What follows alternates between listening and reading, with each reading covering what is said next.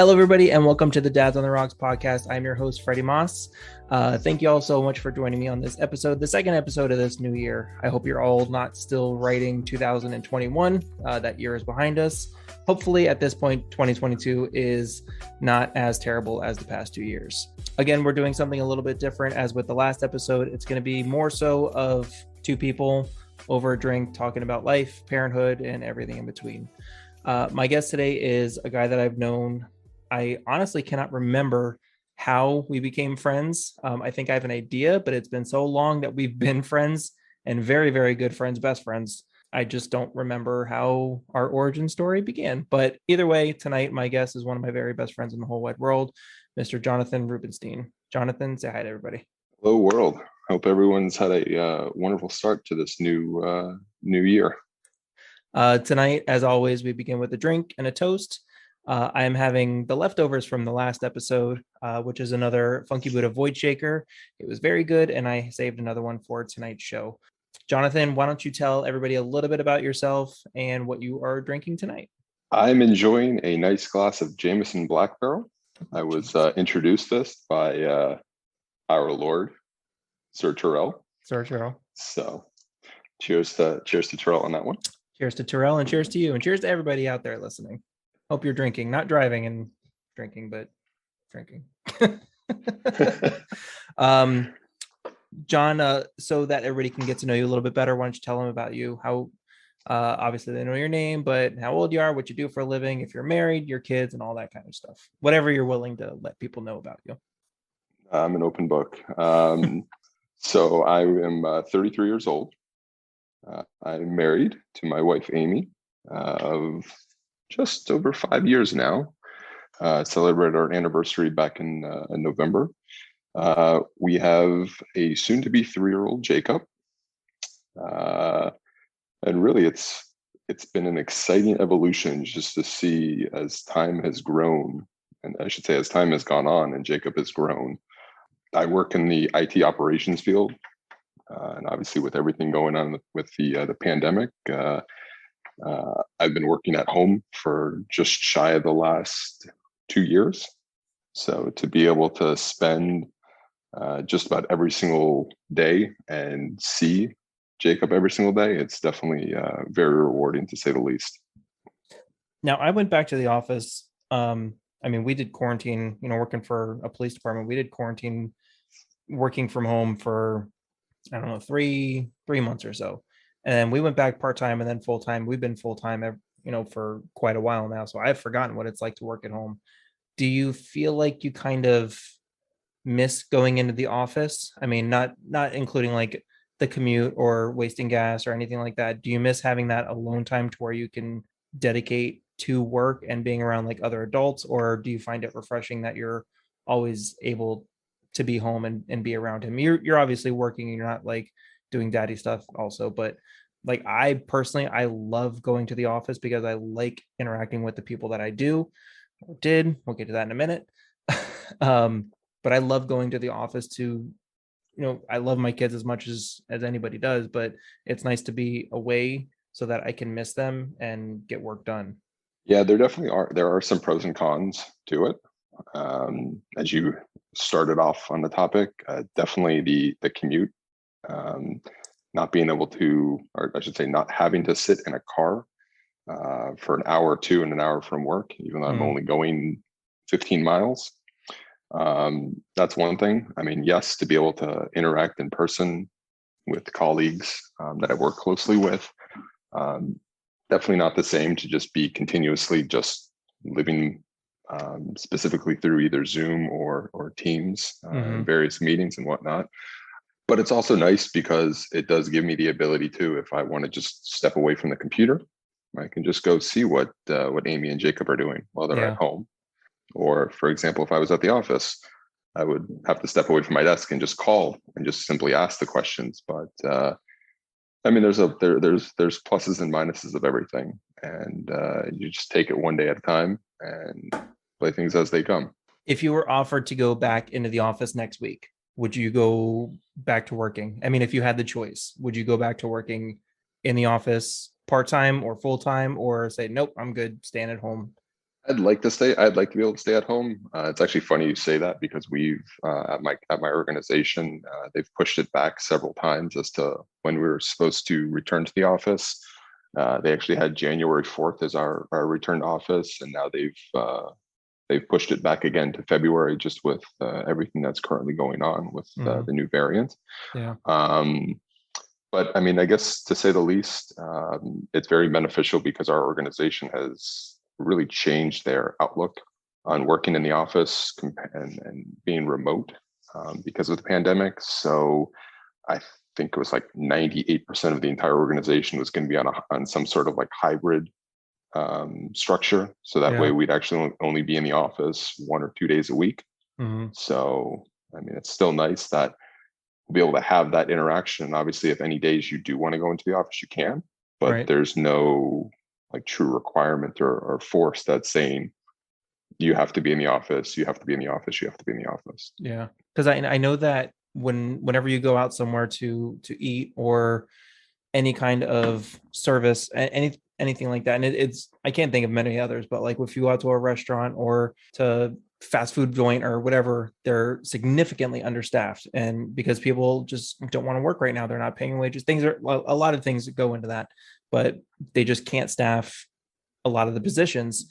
And I wonder if businesses that have stuck to mainly remote working, if they're suffering the same, if they're having the same kind of hardships, because I feel like probably not, but also I'm not in that industry. I don't really know. So I wonder if they're having the same hardships, allowing people to work from home. They're saving money on gas. They still, I mean, they maybe they get a stipend for like pens and staples, whatever the case may be. But like people that are working in the service industry, they have to go in. That's how they make their money. And if they're not making enough and like things are going up, rent and all that, it makes sense that they can't keep people. But I wonder if it's the same for people working remote. I mean, really, I think it depends, as you just pointed out. I mean, I think it depends on the area, profession, specific. If you're working retail versus obviously in like corporate business America along Mm-hmm. those lines. I mean, like my type of role, technically speaking, I'm an analyst, so all I need is a Wi-Fi connection. And Yeah. I mean, I could be Spreadsheets. work exactly. I mean, I could be working in my dining room. I could be working in Tahiti as long as I have some sort of as long as I have some sort of stable and working internet connection. I mean, I'm really fine to be able to do what I need to be able to manage my day to day responsibilities. You know what might be a good idea? I know we live in Florida. More on that in just a minute. For that might change. Um, but we live in Florida and it's constantly hot. But you do have the opportunity to grab your computer, anything else that you might need for just to work. And if we get a cold front, you can go sit outside. You can go to a park and get a nice view, get a breeze, hear the birds, get your work done. That's a nice option, that so long as you have that internet connection, like, and there's places that have Wi-Fi all over a park. Like one that comes to mind that is by us, CB Smith Park. Do they have Wi-Fi in the park? I'm pretty sure. But that you could just go to any park, not like we have mountains and trails and things like that around us, not like in the north, but that's an option to you. And that might be like a nice break if you just want to get away and do something a little bit different. That's an option to you so long as you have Wi-Fi in your computer. Yeah, no, that definitely. I mean, that definitely is correct. To be able to say it that way. And your office could be like a park bench or like Yeah, or a pavilion or something. And when a cold front comes through, obviously you're not going to do it while you're sweating your butt off. yeah. No, I mean, truth be told, you really make a good point. I mean, your office can be anywhere. Yeah. I mean, it could be inside a restaurant. It could be outside at a park, as you just mentioned. As long as you have, as long as you have really all the tools that you necessarily need for doing your job, I kind of feel like like the world's that's your playground. yeah, I kind of feel like that's where things might continue to trend. Like they want people back in the office? Well, maybe to ensure that they're getting work done. But if you see the numbers and they're getting the work done, why pay for a brick and mortar building when you can just you save on that expense? You just okay, well, give you $100 for a quarter for pens or ink cartridges for a printer or something like that. Like you're going to save ridiculous amounts of money not having to pay rent at a huge building. So I don't know. I think that might be the way that things go. It's very weird, but and it's not obviously going to be the same for like the food industry or the retail industry, but might be a step in the right direction. I've alluded to it a couple times before. Admittedly, we are recording this episode a little in advance, not too in advance, but a little in advance. It is, I won't say exactly how far in advance, but as of right now, if you're listening to this on the day it releases, it is January 15th, your time, people out there in podcast world, of 2022. Me and my family are currently, depending on when you're listening to this, driving up to North Carolina. We are leaving the state of Florida and going to be North Carolinians for the foreseeable future. We're moving out of state for good. I got a job with the city that I am very excited about working for, and it's going to be an entirely new change of pace for me and my family. I'm sad to leave a lot of things down here. My job at the Pembroke Pines Police Department has always been my family for the past decade, and I'm really going to miss them. And my house, which we've lived in again for the past decade, I've absolutely loved. But one of the biggest things are the people, and there's not many, but the people that I'm not going to be able to see whenever I want to is really rough for me. One of those people is you, John, and that it bugs me that I'm not going to be able to get to see you whenever we can and see Jacob grow for the next, however many years. We'll visit here and there, but it's and your lovely wife Amy, who is my second wife as well. We always joke that she's my wife too. But I'm very excited for the new adventure. I'm very sad to leave. Um, but again, we're recording this a little in advance. That's why I'm having the Void Shaker from Funky Buddha, because we recorded that episode just a couple of days ago, and I have a couple extra. It's a very weird time for me. I didn't realize how crazy it was to move from an entire house from one place to another. And we've both been there before when we moved from our parents' house, both ourselves and our wives, from our respective parents' house into a house together. That was one thing, but to move an entire house, and you guys have been in that house for what, 7 years? We've been here for what, 6.5 years now. Six. Okay, so yeah, so quite a while. And Steph and I have been here for just under 11. So you don't really realize how much stuff you accumulate and how much of a home that you've made, and you become so tied to certain things until it's time to move, and like how much room there is on the truck and what you have to part with. It's really eye-opening, like how much you can actually do away with. But that I don't remember it being this hard back when we first moved into the house. Hey, I remember moving into the house. I think moving things from one house to the other. We have some fun memories on that. Yeah, I remember when we moved from, you were living in Boca and you were moving. Where did I we was move your moving. stuff to? You We know what moved it time I'm back to talking about. Yeah, we moved it back to my parents' house. Back to your, okay. I Yep. remember not very much, but I remember the night before. This is, I must have been 22, 23 years old.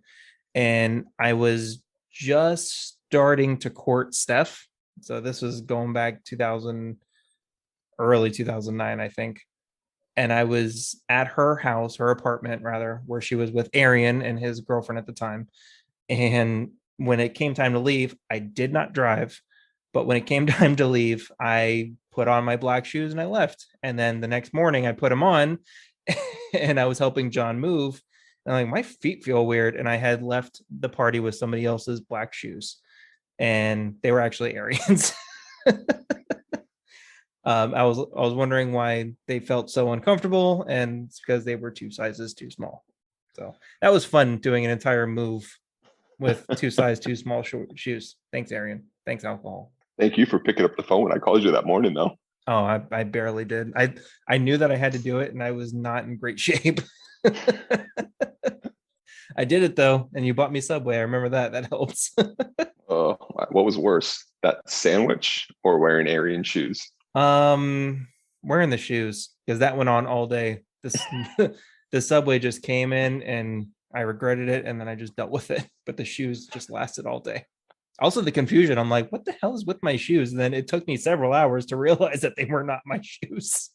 Oh man, but yeah, moving hungover is not fun. So I'm gonna have to remember that in a couple of weeks. We do have good memories. One that we talked about off air not too long ago was when we went to go see it was Monday Night Raw. I don't remember the year, but I remember it was the second return Yeah, it's the or second return of Y2J. of Y2J, Chris Jericho. Not his first entrance into the WWE, but when he left for a while and came back. It was in Sunrise at the BB&T, and he was doing it back and forth. Who was in the ring? Was it Randy Orton or was it? Oh, geez, I can't even remember that now. It's funny. I watched it recently because on his initial one, when he first came into the WWE, he was doing it back and forth with The Rock. Hmm. But on the second one, I think it was Randy Orton. I'm pretty sure. And that was 2003 to no, because we were out of high We school. were in college. Yeah. So that was like 07, 08, something like that. Somewhere around there. But that was really fun. That's what I really remember. But even more so than that, we decided to pregame in the parking lot down what do we finish a 12 pack between the two of us in like 15 minutes, something like that. And then we walked over to the BB&T Center. Prior to going into the actual event, we had to pee so bad because we drank so much beer in such a short amount of time. We had to pee so bad. And we didn't even recognize the icon on the restroom when we walked in. We saw like an inlet for a potty that we went in, and we didn't even realize that there was no urinals there.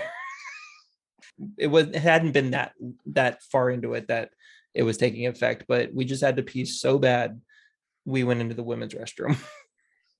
And then what was it? A girl walked in and she's like, and they were like, oh, sorry, bye. I love that so many years later we still talk about that. Oh, that'll definitely live on forever. That was a good one. We do have a lot of good memories, a lot of not great ones through rough times and whatever, but we do have a lot of good ones. I think I was with you when I went on my very first cruise without my parents. It was you, me, and somebody else that we're no longer friends with. But that was fun. I was just thinking about that the other night when I listened to it happened to come up on Pandora, the Panic at the Disco song that I sang at karaoke. And then as I remembered it, I'm like, I had no business singing this song at karaoke. It was from one of the album "A Fever You Can't Sweat Out." I don't remember what the song was, but I was like, I am not Brandon Urie. This is not good. And I remember feeling that mid song. I'm like, oh, this was a mistake. I think it must have been the Smirnoff talking.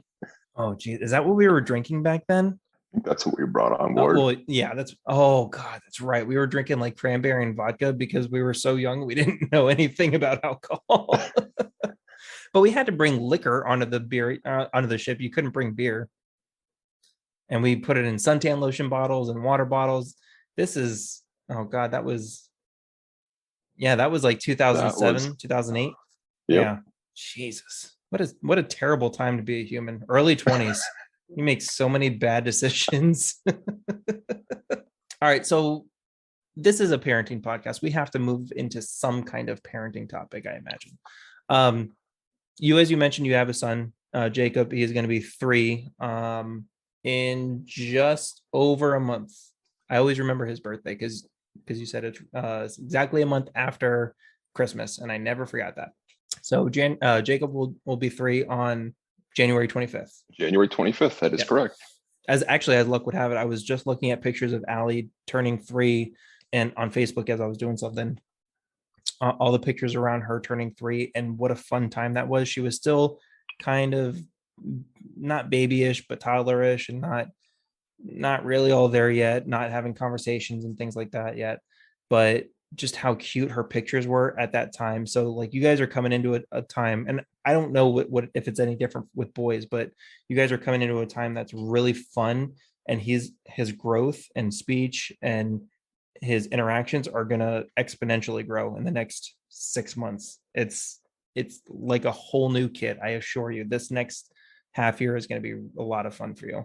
It's actually really funny you say that because Amy and I were actually talking about this earlier today based off comments that you have shared and Steph has also shared, that you really see towards this time, I mean, from obviously terrible twos, going into becoming 3 years old, he's really growing into I mean, Yeah. obviously he's a Yeah. person, but he's really growing into that next level and being able to see, as you just said, his speech, his his actions, what he likes to do, what he knows he can do and what he can't do, and how he tries to get away with things. Yeah. It really stuck with us when you guys told us that, and I mean, we're seeing it honestly firsthand. And David has mentioned this in the past too. Just take pictures, because that's what you're going to remember when you see that. It's going to jog your memory. Like if I try to think back to when Allie was 2 to 2.5, 3, 3.5, like I don't remember a lot of that stuff. But when I see pictures, I can say, oh, it was a month after she turned 3. Or like pictures of her 3rd birthday, and I remember like how she was and how her speech was, and it's wild to see how they grow from 3 to 3.5. And I'm telling you, you're absolutely right. He's gonna develop his speech is gonna completely change in the next year, but very gradually it's going to get much better. And like you can have conversations with him. Like I talk to Allie and I reason with her. She doesn't really get a lot of it, but she asks a lot of questions now. She's 4. She asks a lot of questions because she doesn't know things. And again, something else that you might want to look out for is you're going to get very impatient with how many questions are coming your way. And you have to remember to be patient because she just doesn't know. This is a whole new world that she just doesn't understand. Or rather, Jacob doesn't understand. He doesn't understand. And he's going to also do it just to push your buttons and make you mad on purpose. And he's going to test his boundaries. But at the same time, you have to realize that he also doesn't know. He is trying to learn and find out, but he's also going to do it to make you mad. So you have to find that very fine gray area too. His favorite question: "What's that? What's that?" What's that?" Does he immediately ask why, or like an explanation for it? Like, what's that? Oh, that's an airplane. Well, what does it do? Why? Or as things like that. Yeah, Like, no, he sometimes will actually do that, and it's funny because I mean, we have him in swimming lessons. I mean, he's been going now swimming for a year and a half. mm-hmm. We started him early, and like his swim instructor right now, every single lesson, he's asking all these questions over and over again. Like in the pool, she has a pool cover, Mm-hmm. and he asks every week, What's that? "What's that?" And if there's noise in the background, he'll be like, "Well, what's that?" The other week, her neighbor was pressure cleaning the backyard. He was more interested in like the guy pressure cleaning the backyard than paying attention during swimming lessons. So it's like he's always doing. I mean, he's always looking at stuff like that. Obviously, recently was Hanukkah was within the last month. So I mean, all the various toys that he got. I mean, having to show certain things, and he's just like, "Well, how do you do this? How did, or if something broke, how do I Mm-hmm. fix it?" Or he'd call us and say, "Mommy, Daddy, fix this. How did you do that? How'd you do that?" And it's like, we actually got a really good laugh out of it because one of the things that we got for him was like a little toolkit. So it's like Oh. he's walking around the house with either a hammer in one hand, a screwdriver in the other hand, or his fake little power drill. Oh. And it's like he's walking up, he goes up to the couch and he goes, "This needs to fix," because he also watches Oh. Disney Plus. Yeah. So he sees like Handy Manny. That's one of his new favorite shows that he likes to watch. He likes to try and imitate him. Um, but he always says like, "Why? Why do we have to do this?" And we Yeah. say, "All right, well, it's bedtime. Why? Because it's that time. It's late. You need your It's that rest, time. bud. It's exactly." You need your rest. That's how you grow. Allie asked me, because of you mentioned fixing something. She asked me earlier, Daddy, can you fix my brave sword? And I said, you don't have a brave sword. I said, you mean your no, sorry. She goes, no, sorry, my brave bow and arrow, or Merida bow and arrow. I'm like, oh, the one that we got last year. Well, it was broken. Truth be told, after we got it from Disney, we put it in the car. Uncle Tom actually got that for her. We put it in the car, and it broke in the commute from going to Disney to home. and it was broken. She never got to use it. It's still, I'm looking at it right now. It's in the package from Disney, but she happened to find it today. We're going to take it back to Disney to exchange it, and we just forgot about it. So she goes, Daddy, can you fix it? And I said, unfortunately, I can't, baby. It's broken. Like the plastic snapped. So I'm like, it's broken. It's broken really bad. She's like, well, can you just do your best to try and fix it? So it's like they it goes from like I fix to understanding a little bit more and still applying the same concept. So it's like just the growth of them from like 3 to 4. It's wild. I can't wait to experience it. And I highly recommend again, like I said, taking pictures and even maybe like jotting some things down. Like I started, you've seen the dog log, and as I'm reading them now from a few years ago when Allie was that age and comparing them from what Allie was doing to what Andrew's doing, I completely forgot where she was at certain points. Like at a year, she was already walking and clapping, and Andrew wasn't. But like he started to shortly after, or he was doing things better than that she hasn't done yet. So it's weird to see like the differences in kids. Like you can't compare one kid to the other. Every kid is going to grow differently. But I've had forgotten all that stuff. So it's nice that I have that dog log to reflect back on, whereas somebody else might make like a journal entry or something to where their kids are progressing just so that they can remember for another day. Because I mean, a Yeah, lot of that stuff gets like packed away or just set aside by and forgotten about. yeah, But no, you said it right. I mean, Amy's got like a notes sister section, I should say, in her phone, that any milestone, oh and yeah, she does. I remember that. she's going through putting that. Obviously, with the wonders of technology that we have now, I mean, to be able to have a shared album on your phone for photos, Yeah. being able to upload pictures not just from one person, but I mean, I take a picture, I can upload it. If Amy takes something totally different when I'm not with her or I'm Mhm. not with Jacob at that time, that she can upload it and I can be able to see it. And obviously the same thing for our parents. I Yeah. mean, if Jacob's either with I mean, either set of grandparents, that they can do the exact same thing. So I mean, it's like to be able to see his growth and evolution, not just from our own eyes and our own experience, but to be able to see it through everyone else. Right. It's nice that you guys have both grandparents local, that Jacob can see both of them. Unfortunately for us, my parents don't live here anymore, so the kids don't get to see him. Stephanie's dad and stepmom, um, they live in Florida, but they don't live anywhere close. So we see them like twice, maybe 3 times a year. And then her mom is here, so we see her all the time. I'm still speaking as a Floridian because I still live here, but it's nice that she has a grandparent nearby, but the other ones don't get to see all that often. So what we did for at least her dad was get a an Aura picture frame. I'm not sponsored by them, but I really like them.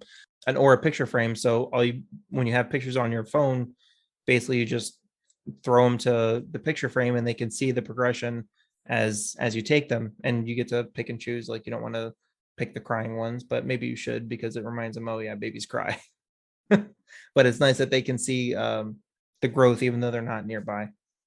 Another thing that was a big milestone for us, and I know you guys are in the thick of it too, was potty training.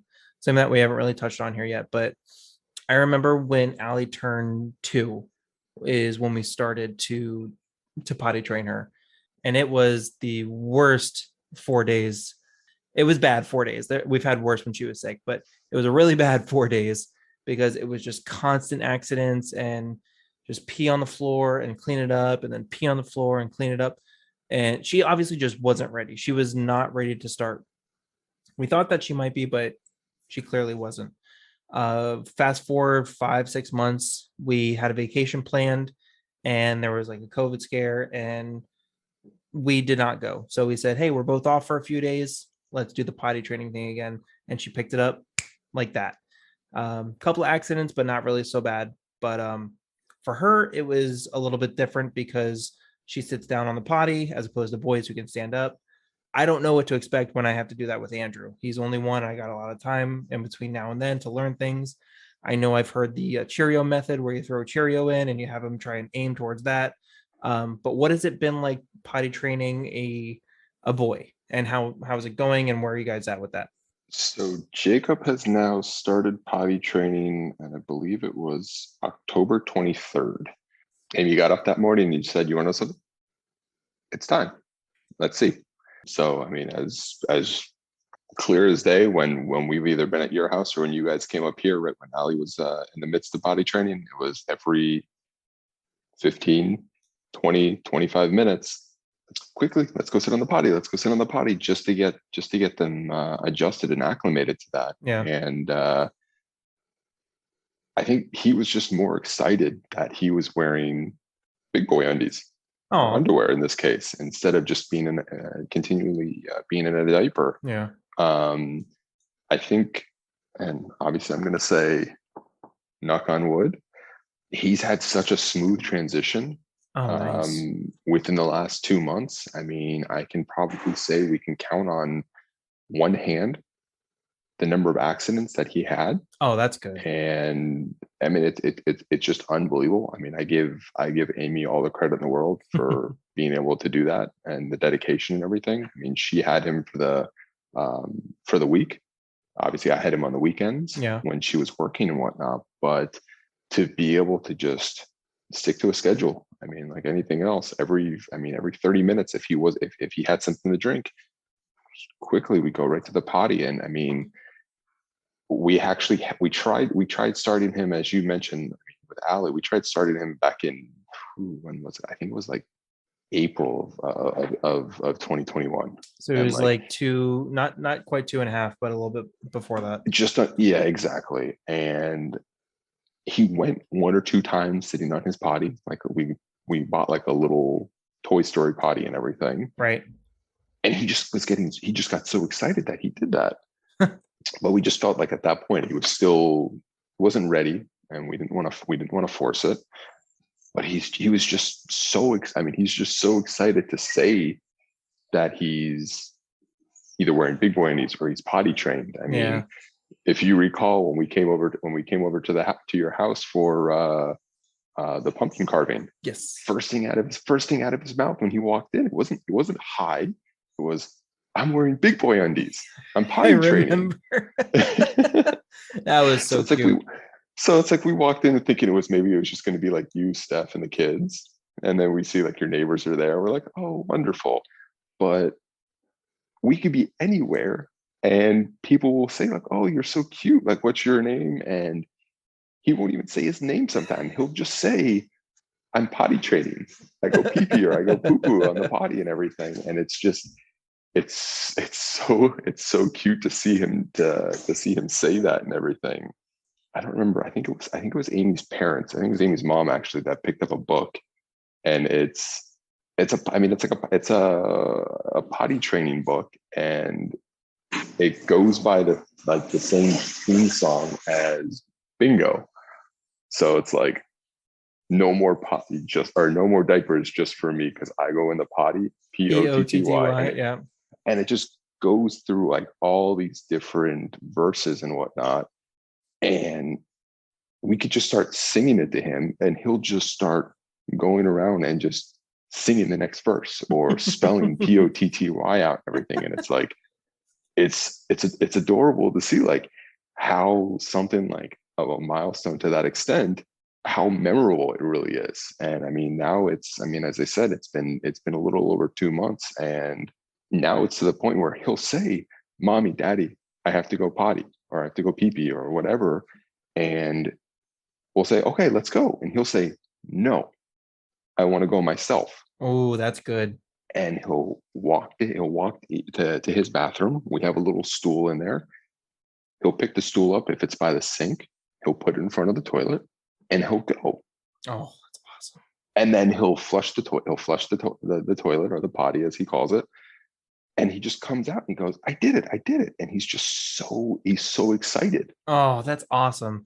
And you have to make sure that you positively reinforce that. Like, that's great, bud. I'm so proud of you. Great job. And you have to, even though gets a little old, you have to continue on with that, because just as a reminder to yourself, what's what would be the consequence of not doing that? Like having him revert or make a mess of everything. And you just have to Yep. remember to positively reinforce that. Is he still sitting down, or is he standing up to go pee? Kind of both. We're trying to get him used to the standing and whatnot. Mm-hmm. So, I mean, like everyone suggests, as you mentioned, like The throw the Cheerios. Cheerios in the toilet and try and aim and everything. So, I mean, it's like we're trying to get him used to doing that and everything. But really, at the end of the day, whatever he feels more comfortable with at Yeah. this point. I mean, he's not even 3 years old. Yeah. So No, no, it's like he's anything. no, that's great. Allie is finally going potty like by herself. Like she'll come up to me and say, "Daddy, I have to go potty," or potty. I'm like, all right, do you have to go poo poo? No, just pee pee. Then what are you telling me for? Just go. Like, and it's awesome. Like, I kind of get to like give her guff a little bit. Like, why are you even telling me? Like, just go. You're a big girl. You're 4 years old. Go do it. And then she'll like go Yeah, and I she's mean, like, Daddy, did you go poo poo? Yeah. I'm like, all right, I'm on my way. yeah, no, I mean it's great. I mean it's just showing that he's able to now really take care of one aspect of something that he can do for himself. Yeah. He's Uh, becoming self-sufficient in something. yes, And that's actually not just a small thing. Like just going potty, it's okay. We do that all the time. But for a kid, that's a big thing. It's a very big thing. Has he started to play on his own, like in his room or where you're not immediately supervising him? Like you can hear him or you can see him on the camera and the TV on the room camera if you have one. So you can monitor him, but it's not over the shoulder. You're not there. So he can like go and independently play. Have you guys started that or has he started to do that yet? yeah, no, he has been. I mean, his obviously as you have seen, he's got that whole back room in our Yeah. house. That's his entire playroom and everything. And yeah, I mean, you name it. If he says, "Mommy, I want to go and play in the back room," okay. Do you want me to come with you? And sometimes he'll say yes. Sometimes he'll just go back there, and either he's gonna take out. I mean, he's really big right now into Paw Patrol and Spider or Spidey and his Amazing Friends. I love that boy. Um, you'd be very yeah. I was just gonna. We always joke that he would make you so proud just with everything that he's all into. But yeah, I mean, by just simply being able to just go back there, I mean, maybe it's 5, 10 minutes here or there, and then he'll Yeah. come back out and he maybe wants to get some attention. But I mean, yeah, for him to be able to just sit there and play with his toys and everything, I mean, it's huge. Yeah, and that's awesome. He he's I think he's probably gonna start doing it a little bit longer. He might revert a little bit and want you to come play with him, which is totally fine. I absolutely encourage doing that. But at the same time, he needs to have that independent play because we're at a point right now where Allie is she'll go and independently play and do dolls or whatever, and she'll talk for them, and it's really cute. It reminds me of when I was a kid. Um, she'll go and do that for a while, but at the same time, she wants to play. She wants someone to play with, not necessarily mommy and daddy, but that's all she has access to right now. She wants to play with us, but she just wants somebody to play with, and that just happens to be us. But we're occupied either making dinner, doing the laundry, doing the dishes, being with Andrew mainly. She'll say, "Daddy, can you come play with me or play keepy uppy with the balloon or something?"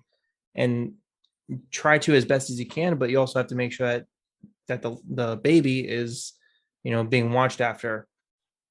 So I think I'm going to try something which kind of just occurred to me now and say, I need your help watching Andrew, which I've done in a sense before, but make it about her helping because she's very good with him and he absolutely loves her. I mean, in sequence, his first words were Dada, Mama, and Allah, which it's like Ali. Like early in the morning when Steph and I or both of us have him in the bedroom, he'll go up to the door to our bedroom door and just start banging on it and screaming Allah, Allah, because he's waiting for her to come in. And it's very cute, but it's also, we want her to keep sleeping. But But no, it's awesome that she can play by herself, but she wants somebody to play with. So in a couple of years, when Andrew's old enough, sure, he's going to play with her, and I know that's going to happen. But for the most part, her independent play when she is by herself is very important. So and that also helps with her imagination and things like that.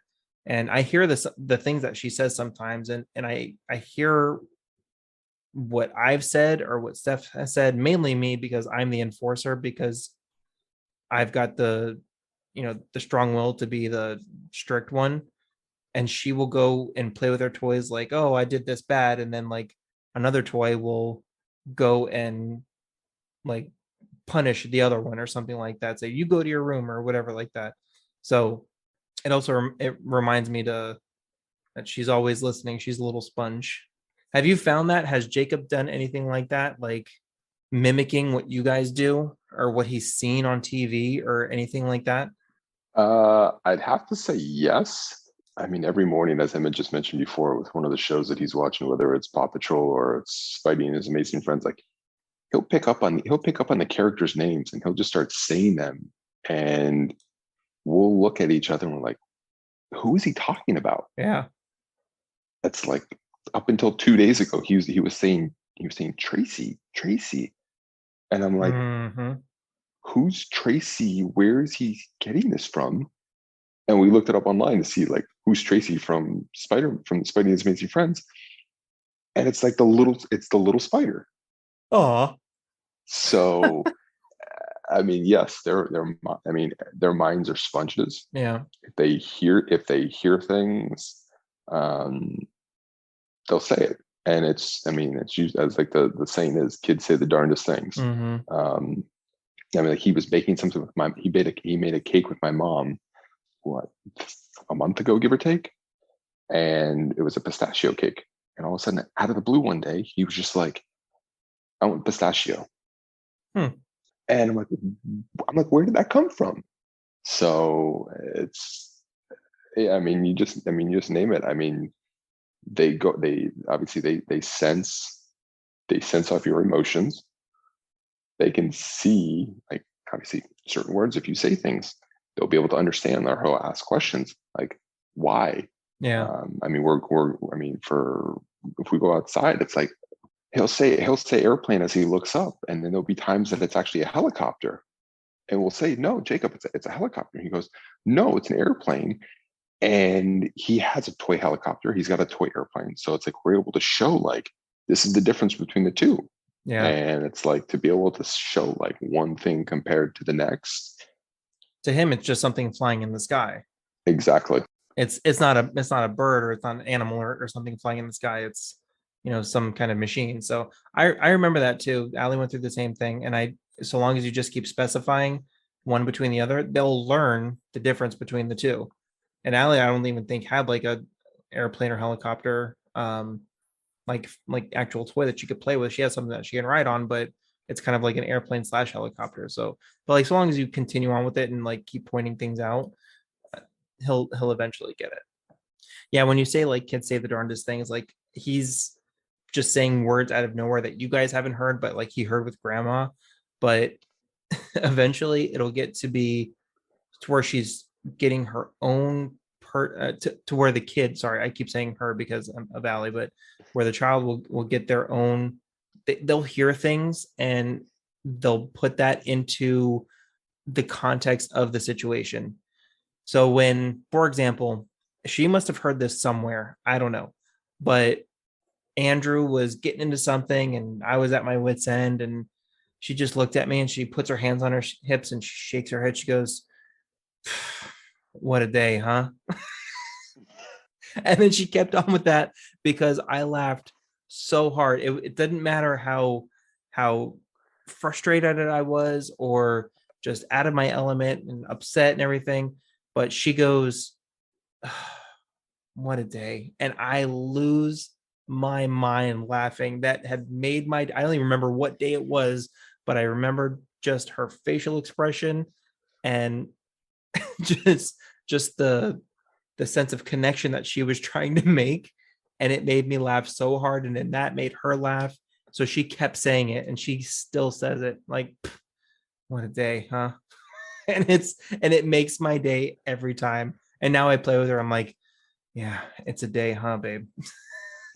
Yeah, no, Jacob is the Jacob's the exact same way. So I mean, around the time of Christmas, like we would take him around our neighborhood and some of the other neighborhoods in our area, and we'll get up to a house, and it's like it either has the Grinch or it has a Santa Claus, Frosty. We've come across several that have like Olaf, and Olaf is his favorite from last year. Still, is one of his go tos. Yep. But if there's Mickey or Minnie, or now if there's even like a Chase or Marshall Paw Patrol, Yeah. like he will literally look out the window and he will stop, go silent, and say, "Oh My my gosh. gosh," and call out who he sees. And it's hilarious, and it's like we always try, like as you pointed out, and the same thing what David had said, it's like you always want to try and record these things. Yeah. So it's like I'm driving, he's with Amy in her lap, and we're recording as he's saying it, like we're saying, say it, say it, say it, so that we're able to catch it like in his action, in like his natural Yeah. state of mind. And it's priceless. It's so funny to be able to just like witness it through his eyes and hear it directly from him. Something that I'm curious about, like you mentioned going around and look at Christmas lights and everything. One of my favorite lines from Olaf's no, not it's the something Frozen, oh, maybe it's Olaf's Frozen Adventure, when he's singing his song, and he does the little like the little Hanukkah bit when he's talking about like holiday traditions, like 8 nights in a row we light menorahs on the mantle. Like that's my favorite part of the song for some reason. And Allie knows that's my favorite part of the song. And I always like do a little dance. 8 nights in a row we like to move. And do you guys I know that they're young, and I know Jacob is even younger than Andrew, or sorry, than Allie is. But have you guys specified like the traditions that you guys hold, like for Hanukkah and things like that, as opposed to, the Christmas lights and, Christmas movies, things like that? Like, have you differentiated anything? Because I've tried to like explain that to Allie, like people do different things at during the holidays, like people celebrate different holidays. She doesn't get it, and she's 4. She doesn't really get it yet, but she's getting to a spot where she can. So, like taking Jacob, who is Jewish, to look at Christmas lights or watch Elf or whatever. There's a little bit of not conflict, but like you have to make the separation there somewhere. Like you can always go and look at Christmas lights and enjoy that for what it is, but you're ultimately of the Jewish religions, and you guys do the menorah and celebrate Hanukkah and things like that. So have you guys tried to like explain anything yet, or is it still too early?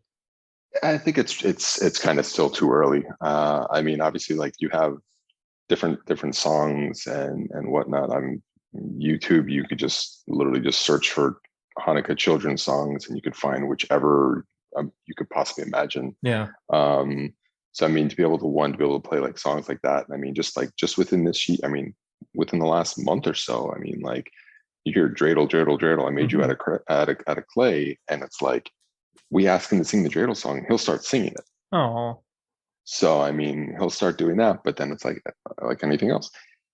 You see other shows, you see other episodes, and it's like jingle bells, and he'll start singing that as well. So I mean, it's like right now he's at the. I mean, he's not even 3 years old. he's gonna So I respond mean, to it's like like he rhythm and things like that, and what he can remember. exactly. I mean, he liked. I mean, like, everything else. I mean, he likes I guess the concept of lighting the candles. Yeah. Obviously, chanting the prayers and everything is something that he'll grow and learn. Obviously, as time evolves. Um, but I mean, like anything else, I mean, when he starts Hebrew school in the future, that he'll learn more about that. Obviously, Amy and I can instill him with any of our knowledge, or if he asks us any questions, to be able to provide him any insight, Hmm. and really just direct him down the right path. Well, that's it for this episode of the Dads on the Rocks podcast. Thank you all so much for listening, giving me another chance to make you laugh and our guest a chance to shine. John, as you know, I like to give all my guests the opportunity to have the last words on the show. So if you have any last words for our listeners, let's hear them. Well, there's one thing that's been instilled with me from my upbringing, and that is just be yourself. Just be yourself. Obviously, in this crazy world that we live in right now, in this unprecedented time, make sure you have time for your family. I mean, make sure that you always let your kids do what they want to do. Let them, if they want to walk you out, let them walk you out. If they want to, you want to make sure if they want to read another book, let them read another book. Don't go to bed angry, and realize that there's going to be good days and there's going to be bad days. And always remember that the good days will always outweigh the bad days. I could not have said it better myself. Those are probably the best words, last words I could ever agree with. So, John, thank you very much for being the guest tonight. To everybody else, good night. Cheers.